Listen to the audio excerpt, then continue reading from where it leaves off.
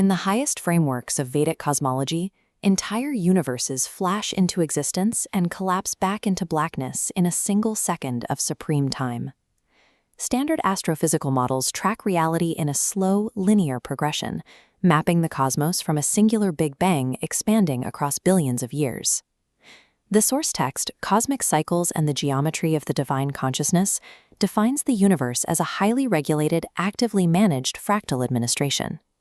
Within this specific framework, cosmic creation and destruction function as scheduled mathematical certainties, executed with precision.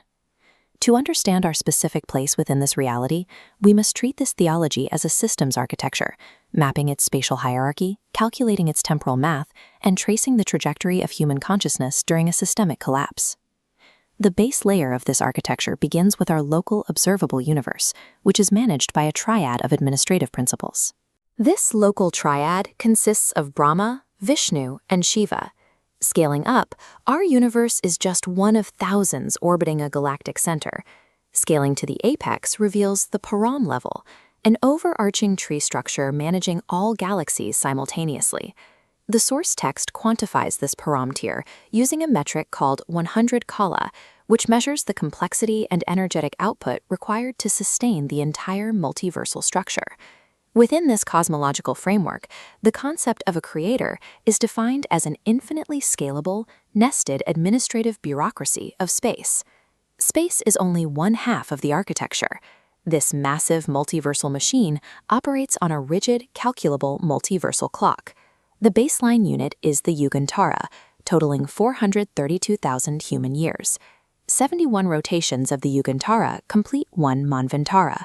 Moving up the mechanism, 14 Manvantara cycles comprise one Kalpa, precisely one single day in the lifespan of a local creator Brahma.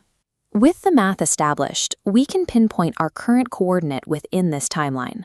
According to the text, the Brahma managing our current universe has already completed 50 years of his lifespan, a phase called the first Pararda. This data plots our exact chronological location today. We exist on the first day of Brahma's 51st year, within the 7th Manvantara, during the 28th Kali Yuga. Our entire recorded human history occupies a microscopic fraction of a single second on the cosmic administration schedule. This rigid schedule dictates what happens to the physical universe when a Manvantara timer runs out. The timer triggers a protocol known as Pralaya, an automated systemic purge that dissolves the physical realm. A Jal Pralaya is a water-based dissolution where all physical elements, biological life, and local administrative figures are destroyed. Physical destruction is paired with data conservation. The Atman, the individual soul, survives the purge as an indestructible point of consciousness. During the purge, the soul migrates out of the physical dimension, wrapped only in a highly compressed three-element subtle body.